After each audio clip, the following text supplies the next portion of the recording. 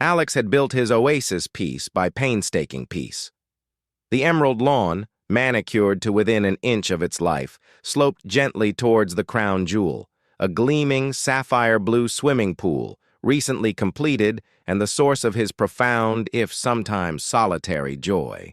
It was more than just a pool. It was a testament to his hard work, a sanctuary from the ceaseless grind of his corporate job, a silent, shimmering rebuttal to the chaos that often threatened to engulf his meticulously ordered world. And then there was Veronica. Veronica Vance, his next-door neighbor, was the chaos. She lived in a house that seemed to actively rebel against the suburban conformity of their street, a ramshackle testament to deferred maintenance and a fierce, unyielding individuality that grated on Alex's nerves like fingernails on a chalkboard. Their feud wasn't new. It was a slow-burning wildfire, fed by months of petty grievances and escalating provocations. It started with her unpruned hedges encroaching on his property line, then her ancient, perpetually barking terrier, Barnaby, followed by the incessant grating hum of a broken air conditioning unit she refused to fix, which seemed to vibrate directly into Alex's skull. The pool had only exacerbated things. When the excavation began, Veronica had materialized at their shared fence line, arms crossed, face a mask of aggrieved righteousness. "All that noise," she'd shrieked, her voice thin and reedy, like a banshee in a wind tunnel. "It's disrupting Barnaby's naps, and the dust. It's ruining my prize-winning petunias." Alex, ever the diplomat, had offered apologies, brought over a bottle of wine, which she'd pointedly regifted to the mailman, and even promised a sound-dampening fence once the major construction was done. She'd merely sniffed, unconvinced, and retreated to her fortress of disarray, only to reappear later with her phone, filming the construction crew, muttering darkly about environmental infractions and noise pollution ordinances. He'd dismissed it as Veronica being Veronica, a performative display of outrage for an audience of one. He was wrong. This particular morning, the sun was a buttery smear across the eastern sky, promising a sweltering August day. Alex, still, half asleep but buoyed by the prospect of his first proper swim in weeks, padded through the sliding glass door to his patio, a freshly brewed coffee in one hand, a new paperback in the other. He took a deep breath, ready to savor the calm before the heat descended. Then he saw it. At first, his brain couldn't process the image. The pool was a vast, unnatural white, not milky from an imbalance of chemicals, not scummy with algae, but utterly, bafflingly white, as if an Arctic blizzard had struck his backyard overnight. He blinked, rubbed his eyes, and took a tentative step closer. The white surface was uneven, lumpy, with strange, synthetic contours. His heart began to pound, a frantic drumbeat against his ribs. He dropped the coffee cup, the ceramic shattering. On the flagstones, a sound that went unheard in the sudden ringing silence of his horror. Thousands, tens of thousands, no, millions. Millions of tiny, white polystyrene packing peanuts. They floated in a grotesque, seamless carpet, obscuring the water entirely. Some clung to the skimmer, a horrifying snowy beard. Others had begun to break apart, forming a fine, almost particulate film that shimmered sickeningly in the nascent sunlight. A wave of nausea washed over him. It wasn't just a prank. It was an act of pure, unadulterated malice. His eyes instinctively darted to Veronica's property. Her kitchen. Light was on. A shadow moved behind the curtain. A brief, fleeting glimpse of a face, eyes narrowing, then disappearing. His blood ran cold. She was watching. She knew. She was savoring this. A primal roar tore from his throat, raw and hoarse. "Veronica!" He stormed to the fence, his fists clenching, knuckles white. The shared boundary was an old wooden fence, flimsy and weathered. Not the tall, solid privacy fence he'd planned. He pounded on the slats, splintering a loose piece. "Veronica! Get!" Out here, you lunatic! Silence. Only the chirping of crickets, oblivious to the desecration, and the soft, almost mocking rustle of the packing peanuts as a gentle breeze shifted them across the pool's surface. He waited, heart hammering, for what felt like an eternity. No response. But he felt her presence, a malevolent eye watching from behind the thin fabric of her curtains. He knew she was there. And he knew she was smiling. He wheeled around, desperation battling with fury. What was he supposed to do? He grabbed a leaf net, a tool designed for stray leaves and bugs, not a catastrophic flood of synthetic detritus. He plunged it into the white mass. The peanuts didn't scoop. They clung. They dispersed. They reformed around the net. He tried again, scooping harder. The net filled. But as he lifted it, water streamed out, carrying dozens of the tiny pellets back into the pool. It was like trying to empty an ocean with a sieve. The sheer futility of it washed over him, a cold, disheartening wave. He tried, the skimmer, pulling the basket out. It was overflowing, choked with the peanuts, already starting to form a damp, clumpy sludge. He knew instantly that his filtration system, the expensive pump and filter he'd just had installed, was compromised. This wasn't just an aesthetic disaster, it was a plumbing catastrophe waiting to happen. He pulled out his phone, his fingers, trembling, and called the pool company that had installed his system. "Good morning, Aqua Blue Pools, this is Sarah. Sarah, it's Alex Thorne from Oakwood Drive. You installed my pool last month." His voice was tight, strained. "Oh, Mr. Thorne, how are you enjoying it?" Her voice was bright, cheerful. "It's not enjoying it right now. Something terrible has happened. My pool, it's full of packing peanuts." Silence on the other end. Then a small, hesitant laugh. "I'm sorry, Mr. Thorne. Did you say packing peanuts?" "Yes, thousands of them. It looks like someone dumped a truckload in there. They're everywhere, coating the whole surface, getting into the skimmer. I think they're in the filter." Sarah's cheerfulness evaporated. Oh dear. That's highly unusual. Are you sure they're just packing peanuts?" "Yes, I'm sure. White, those little foam things. My neighbor, I think she did it." "Well, Mr. Thorne, I've never heard of anything like this. Our service calls typically cover chemical imbalances, minor debris, equipment malfunctions, but large-scale foreign object removal of polystyrene? That's not really in our scope. We don't have the equipment for that. It could damage our vacuums, our pumps." She trailed off, clearly at a loss. "But what am I supposed to do?" Alex pleaded, his voice rising in desperation. "My pool is unusable. I just spent a fortune on it." I can get a manager to call you back, but honestly, Mr. Thorne, this sounds like a specialized hazardous waste removal issue. Those things are a nightmare to clean up, and if they're getting into your filter, it could cause serious damage to the whole system. We don't handle materials like that." Hazardous waste, the phrase echoed in Alex's mind. They were just foam, right? But he knew intellectually that polystyrene wasn't biodegradable. It was plastic, and now it was in his water system. If it got into the drains, if it blew into the storm sewers... He hung up, the words hazardous waste chilling him more than the immediate crisis. He sat on the edge of his patio chair, staring at the white mass, a profound sense of violation washing over him. This wasn't just about a spoiled swim.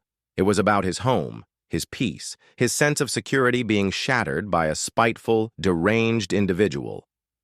He called his friend Mark, a level-headed accountant who always knew the right obscure regulation. For any given situation, "Mark, you won't believe what happened." Alex recounted the story, his voice still shaking with a mixture of anger and disbelief. "Packing peanuts? Seriously? What is wrong with that woman?" Mark sounded genuinely stunned. "Okay, so what's the plan? Call the cops?" "I don't know if the police will do anything. It's not like she stole anything, it's just vandalism on a monumental scale. And the pool company said they can't even clean it. They called it hazardous waste. Hazardous? Wait a second, Mark said, a pause on the line. You know, there was that news story a few years back, remember? That warehouse fire and all those packing peanuts from the wreckage ended up in the local river? The EPA got involved. Massive fines, Alex scoffed. The EPA? Mark, it's my backyard pool, not the Mississippi River. Yeah, but think about it, Mark persisted. Those things are petroleum-based polystyrene, non-biodegradable. If they get into the storm drains, into the groundwater, into the ecosystem, that's a federal offense. Pollution. It's not just about cleaning your pool, Alex. It's about illegal dumping, environmental damage, especially if it was intentional. A cold, unfamiliar sensation began to bloom in Alex's chest. It wasn't just fury anymore.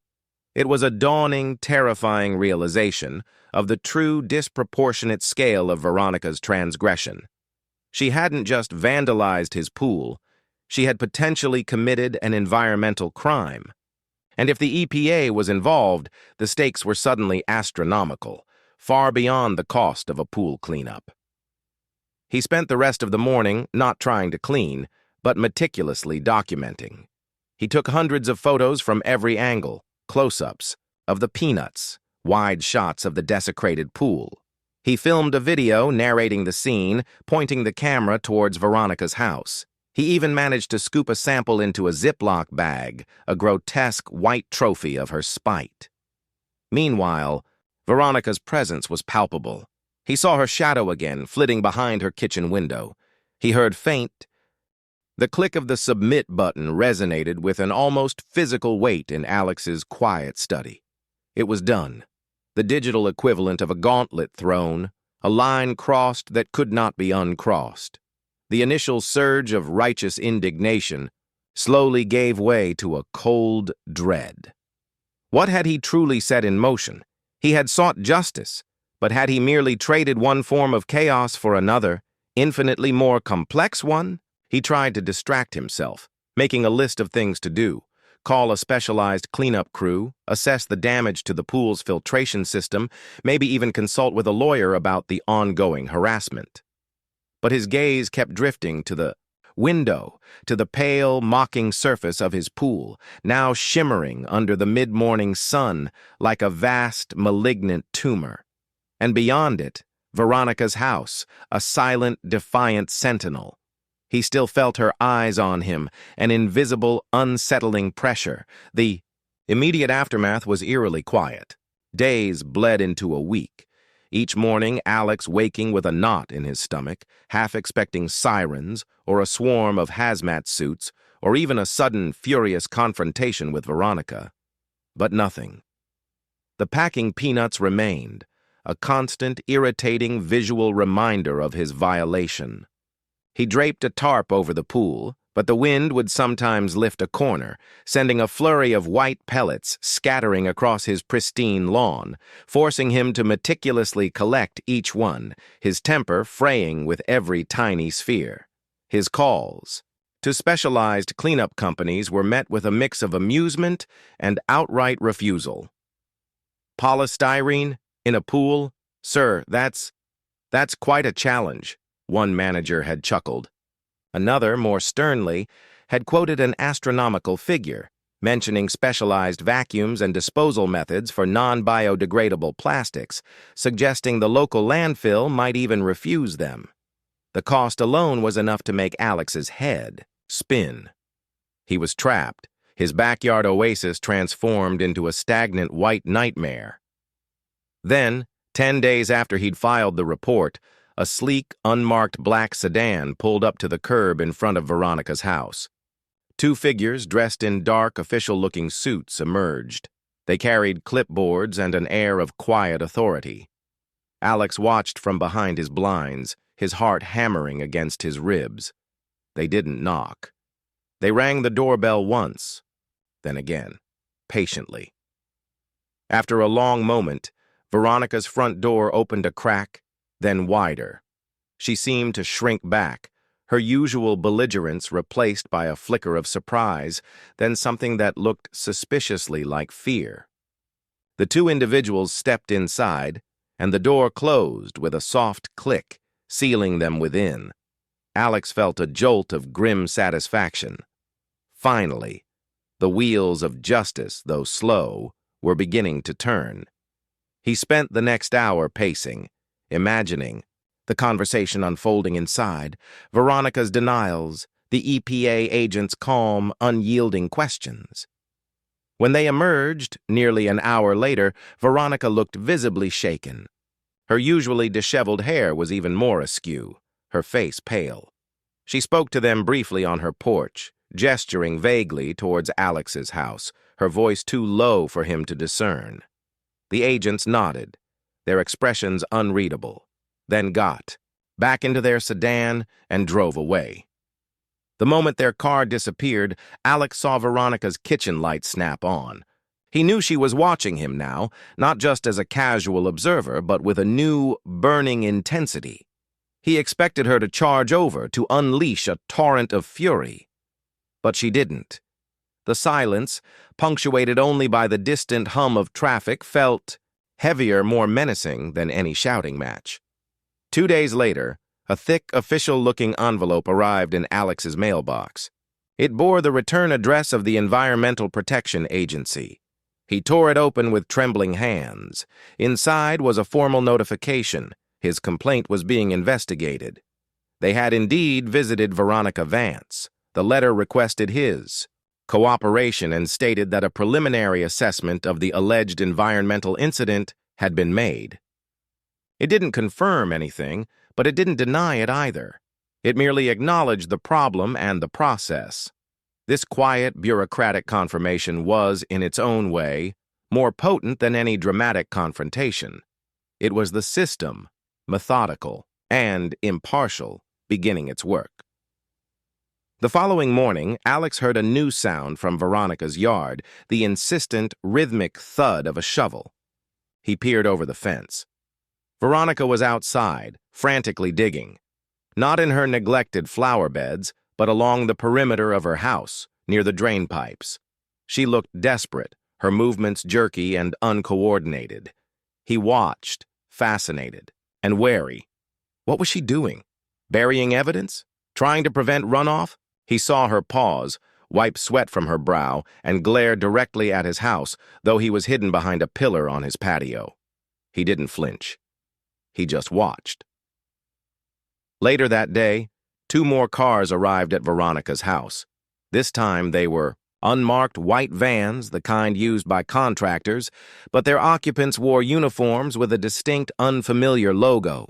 They carried specialized equipment, large industrial vacuum hoses, containment bags, and what looked like portable filtration units. Alex felt a surge of disbelief. It was a cleanup crew. Not just any crew, but one that seemed to be operating with professional efficiency, under orders. He saw Veronica supervising them, her arms crossed, her face still drawn, but a flicker of her usual imperious demeanor returning as she pointed and gestured. He had to know.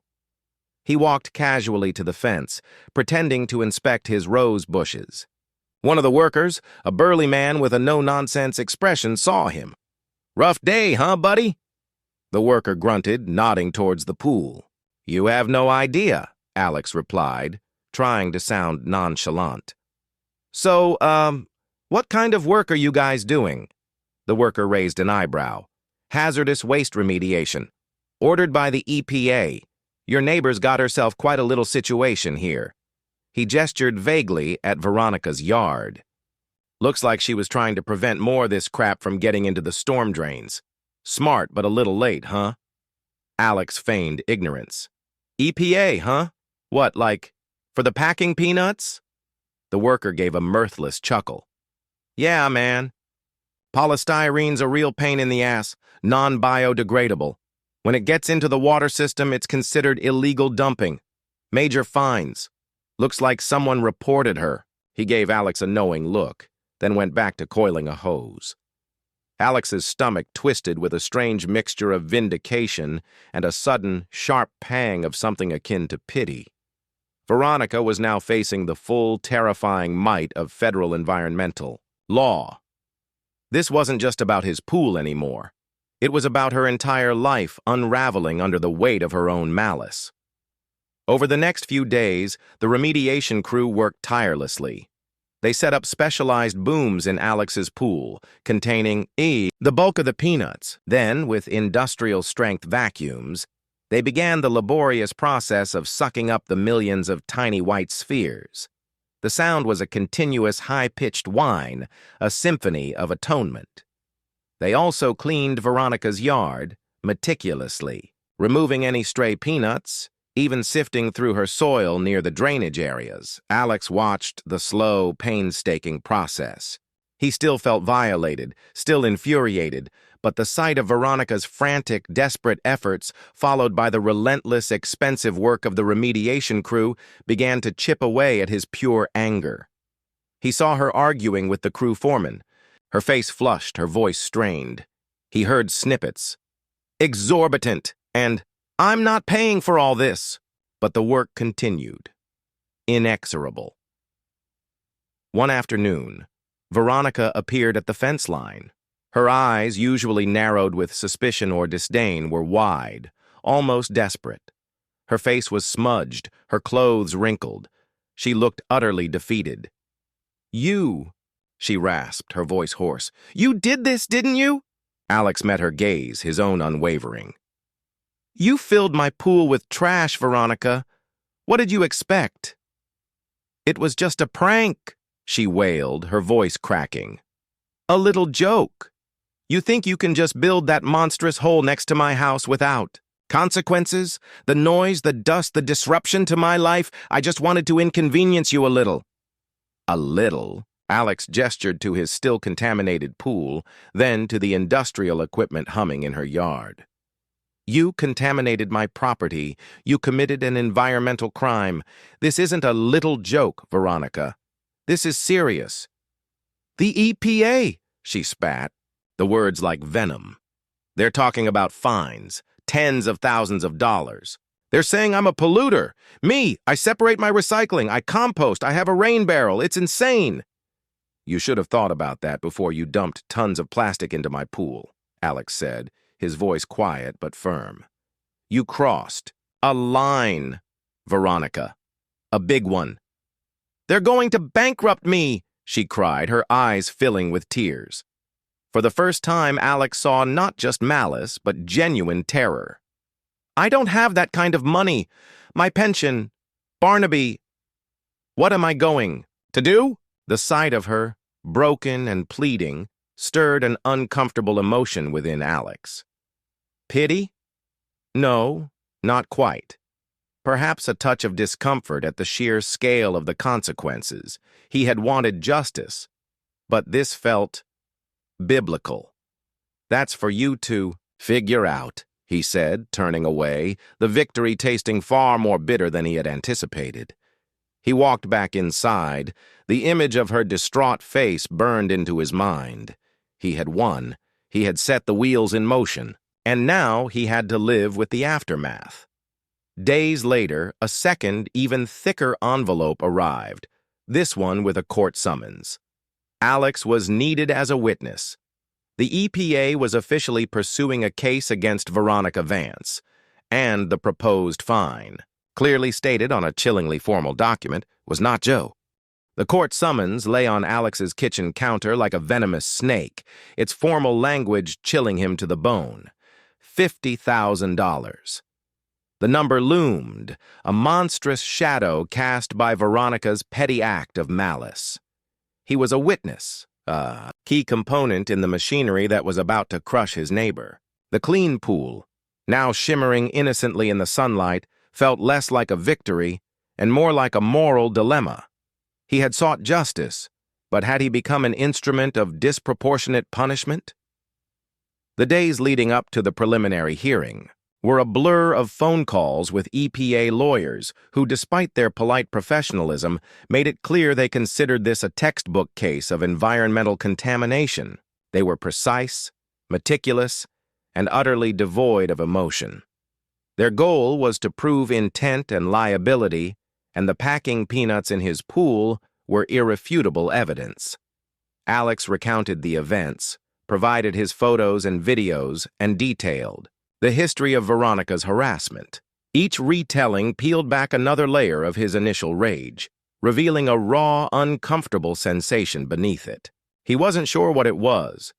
Regret, perhaps, or simply the unsettling realization that his quest for personal retribution had mutated into something far larger and more brutal.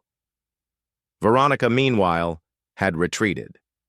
Her house, once a beacon of defiant disarray, now seemed cloaked in a new kind of silence. Barnaby's incessant yapping was gone, replaced by an infrequent, mournful whine that scraped at Alex's nerves. He saw her occasionally, a hunched figure tending her neglected petunias, her shoulders slumped. The casual malevolence that had once defined her had been replaced by a palpable aura of despair. The courtroom was a sterile, impersonal space, hushed and intimidating. Alex sat on a hard bench, his palms sweating, watching as Veronica entered with a lawyer who looked young and overwhelmed, clearly out of his depth.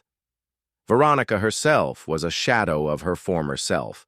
Her usually vibrant, if eccentric, clothing was drab, her face pale and drawn, her eyes hollow. She looked terrified. The hearing began, a dull bureaucratic hum of legal jargon and procedural motions.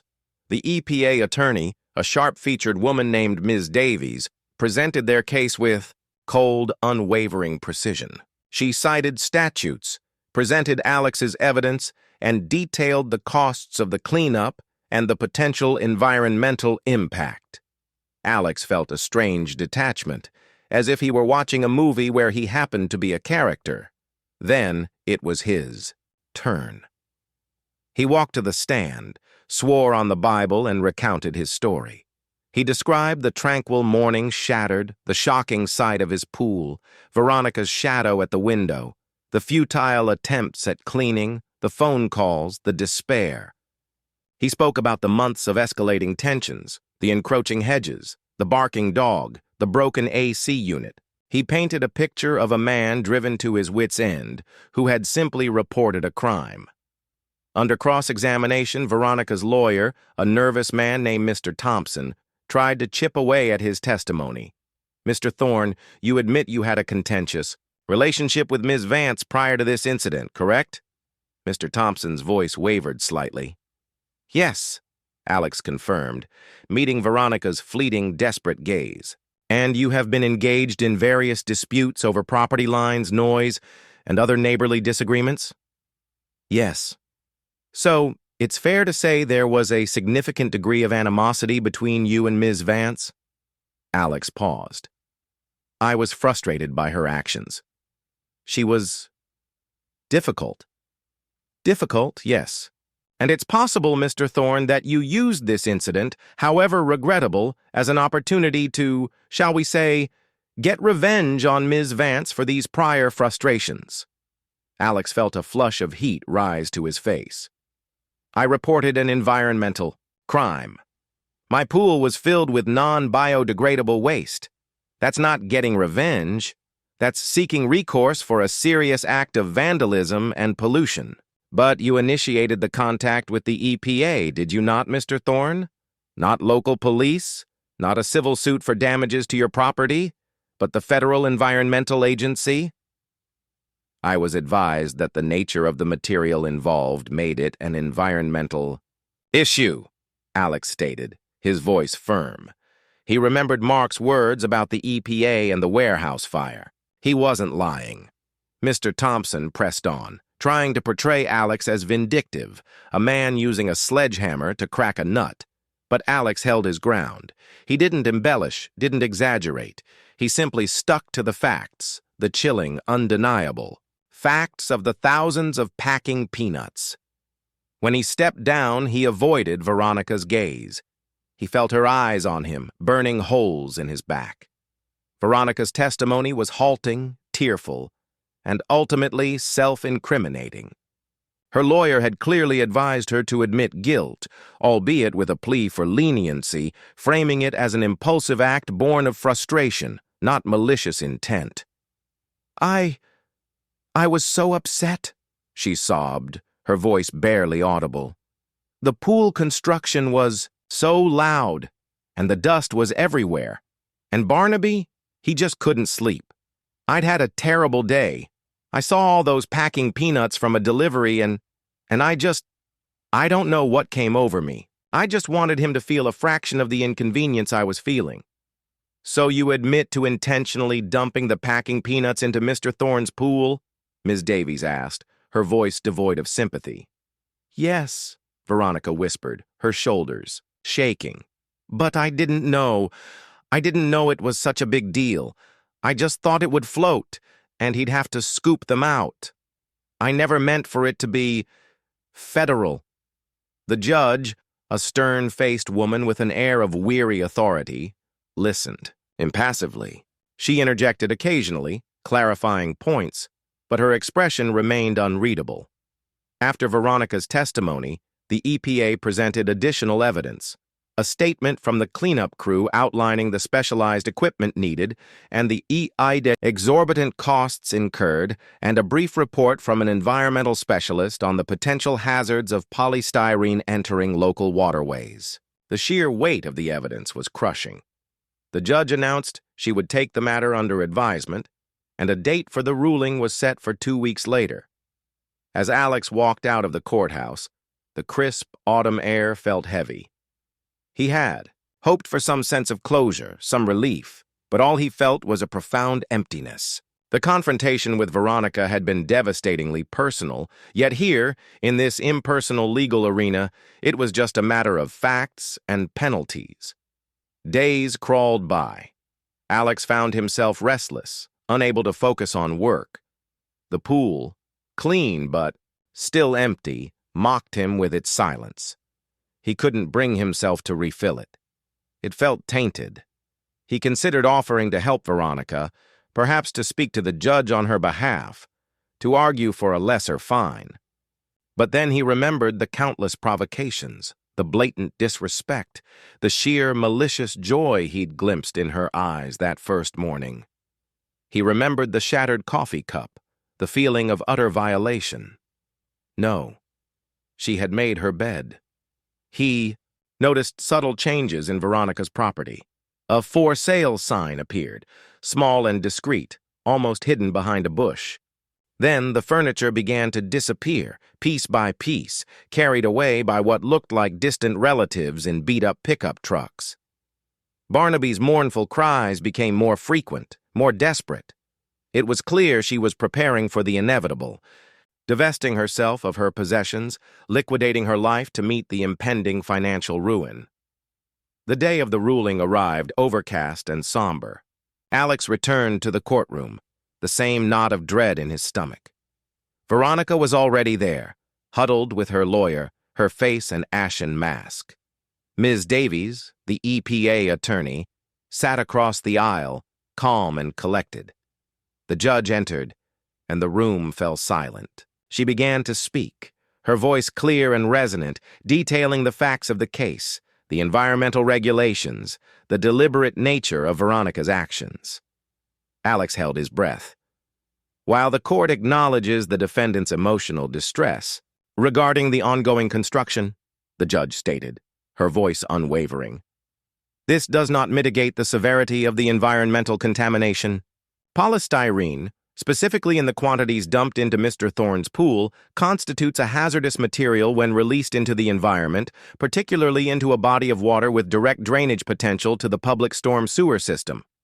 She continued, outlining the costs of remediation, the potential for long-term ecological damage, and the deterrent effect of federal law. Then came the words Alex had both anticipated and dreaded.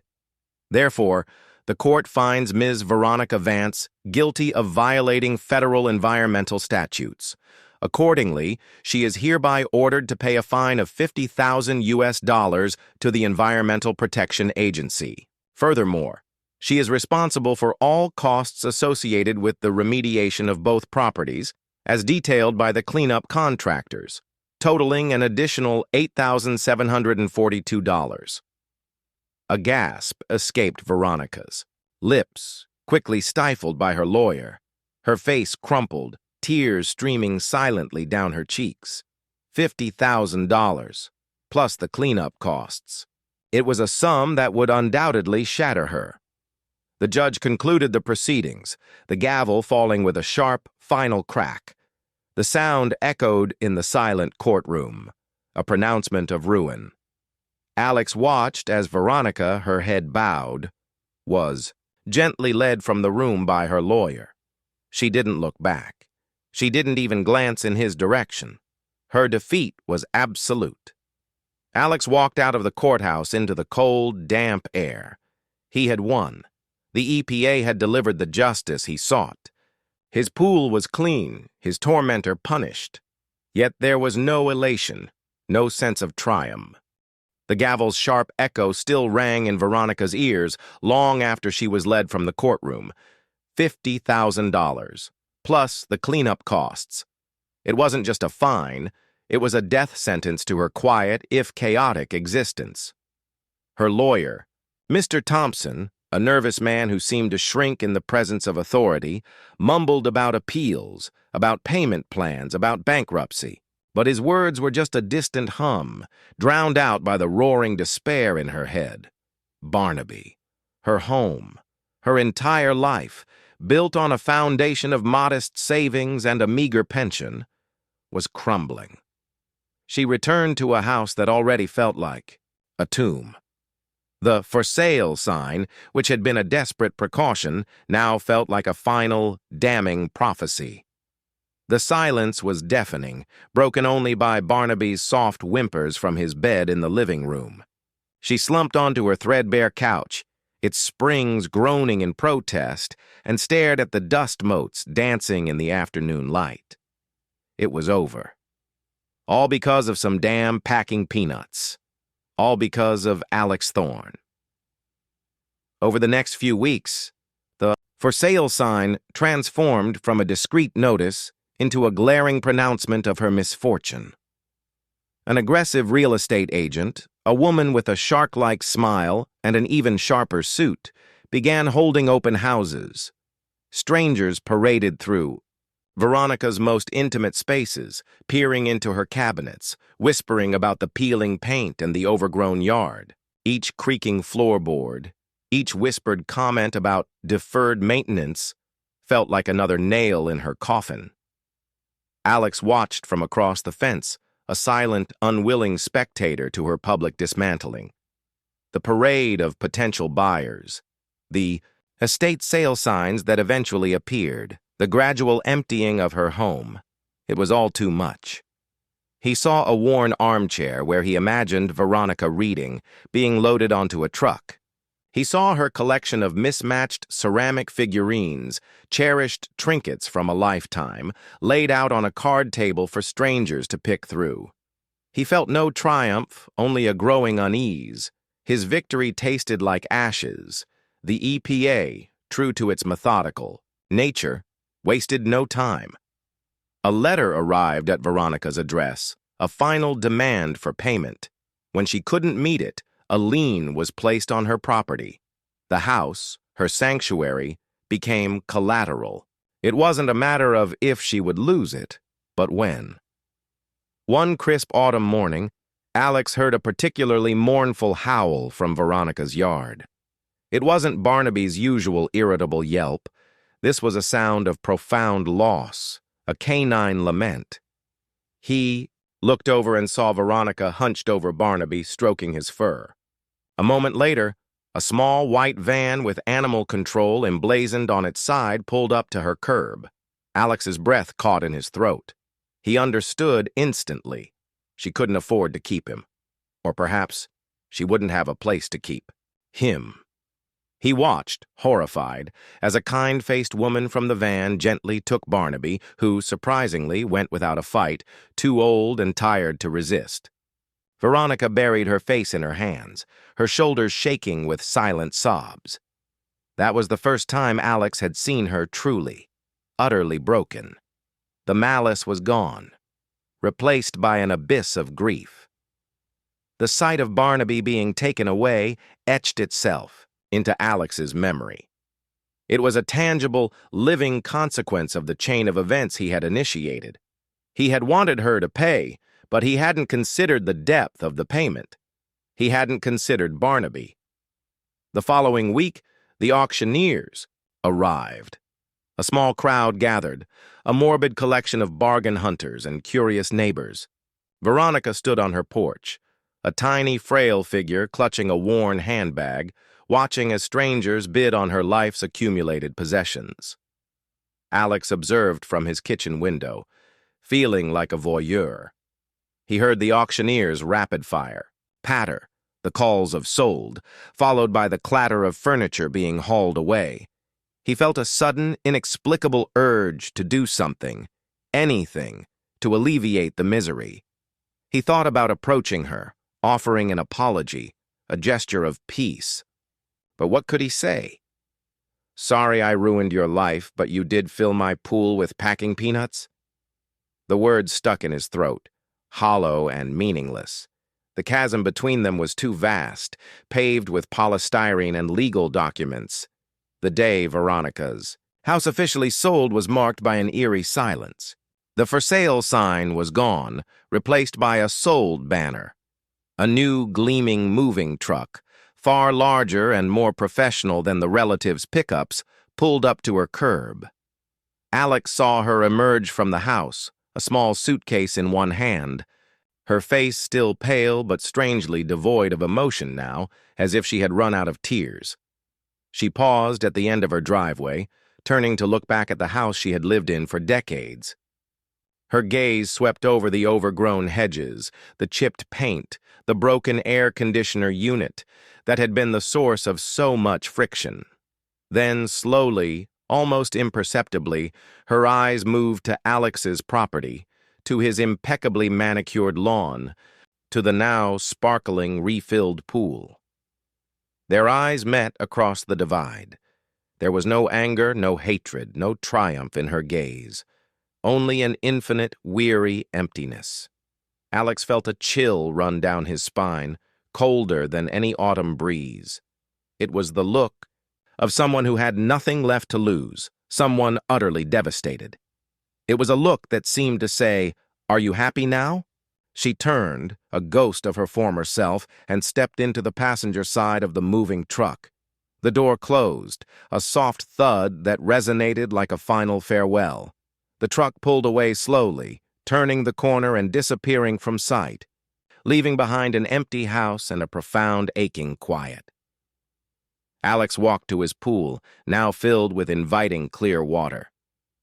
He dipped his hand in, feeling the cool, familiar liquid. It was clean. His sanctuary was restored. But the peace he had so desperately sought was nowhere to be found. The silence from next door was not the blissful quiet he had imagined. It was a heavy, suffocating weight, a constant reminder of the price paid for his victory. He had won, yes, but at what cost? The empty house next door loomed, a monument to the devastation, and Alex realized that some victories leave deeper scars than any defeat. The empty house next door loomed like a missing tooth in the otherwise perfect smile of the suburban street. Veronica Vance was gone, swept away by the merciless tide of federal regulation and financial ruin. Alex had won. His pool, sparkling and inviting once more, was a testament to his vindication. Yet the peace he had so fiercely pursued remained elusive, replaced by a hollow ache that settled deep in his chest. The days that followed her departure were filled with an unsettling quiet. No more barking Barnaby, no more muffled shouts, no more the maddening hum of a broken air conditioner. The silence, initially a relief, soon became oppressive, a constant reminder of the life he had, in essence, dismantled.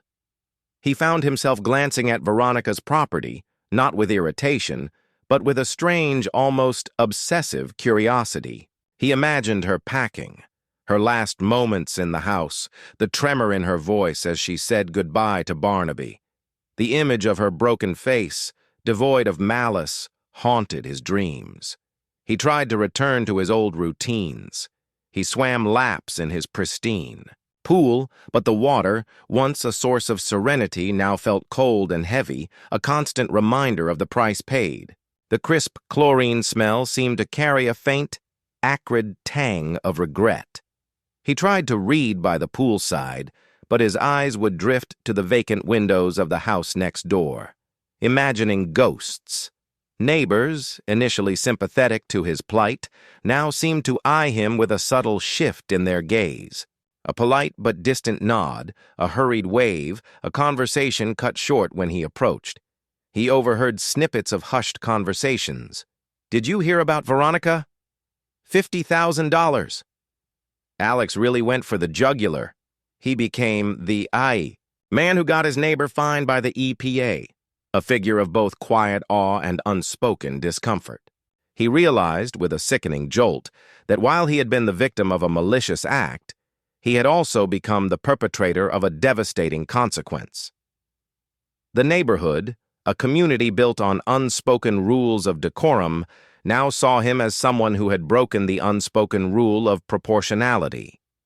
His work, usually a refuge, became a source of frustration. His focus wavered. He made careless mistakes. His colleagues, sensing his distraction, gave him a wide berth. The meticulous order he had always prized in his life seemed to be unraveling from the inside out. He yearned for the simple, clear-cut anger he'd felt when he first saw the peanuts, before the complex layers of consequence and regret had muddied the waters. One evening, unable to stand the oppressive silence, Alex decided to refill his bird. Feeder, a small, mundane task that usually brought him a flicker of simple pleasure. As he walked across his lawn, he noticed something glinting in the newly mown grass near the fence line. He bent down. It was a small, crudely carved wooden bird, painted a chipped, faded blue. He recognized it immediately. It was one of Veronica's. She had a whole collection of them, placed haphazardly around her unruly garden, quirky, charming little effigies. This one must have fallen from her side during the cleanup or the moving. He held it in his palm, feeling the rough, unvarnished wood, the slightly peeling paint. It was insignificant, valueless, yet it felt heavy, imbued with a quiet sorrow. He pictured Veronica, meticulously painting these birds, her eccentricities now reduced to mere statistics in a court document. He pictured Barnaby, his perpetually annoyed bark replaced by that final, mournful whine. A sharp, unexpected pang of something akin to grief shot through him. Not for Veronica, not exactly, but for the messy, vibrant, irritating life that had once pulsed next door. The absence wasn't peaceful, it was a void. He had eradicated the source of his annoyance, but he had also eradicated a piece of his own neighborhood, a piece of the human landscape. He walked to the now empty house next door. The windows stared blankly, reflecting the setting sun like vacant eyes. The sold sign was still there, but no new family had moved in yet. It was just a shell, a monument to a life uprooted. He looked at the bird in his hand, then at his perfectly manicured lawn, his pristine pool. He had wanted justice. He had received it. But the triumph had curdled into something bitter and indigestible. He realized with a chilling clarity that some battles, even when won, leave the victor more impoverished than the vanquished.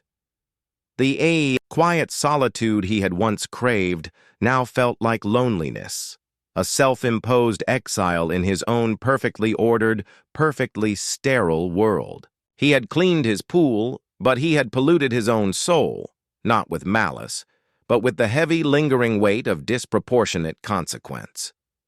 The ultimate karma of the packing peanuts was not on Veronica, but on him. He stood there for a long time, the little wooden bird clutched in his hand, staring at the empty house, and finally, for the first time in weeks, he felt the cool, silent tears track paths down his face.